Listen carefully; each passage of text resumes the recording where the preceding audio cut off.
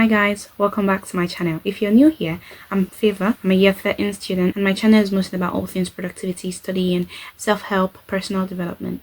Today I'll be talking about how to actually remember what you study. If you keep forgetting what you study, the problem is not your brain, it's your method, and I'm going to be telling you about how to make knowledge actually stick. My first tip is to use spaced repetition. Study a topic today, then revisit it again in 2 days, revisit it in 1 week, and revisit it in 1 month. This is how your brain locks in information long term. My second tip for you is to test yourself constantly. Read a key point, cover it, and try to recall it. This is also the same as active learning. If you cannot remember it, then you need to reread it, go back, and test again. Constant testing forces your brain to keep the information. If your studying method is the use of flashcards, use it the right way. Make sure that one side has the question, another side has the answer. That is just basic knowledge. And say the answer out loud before you flip the card. Passive studying at this point is just useless.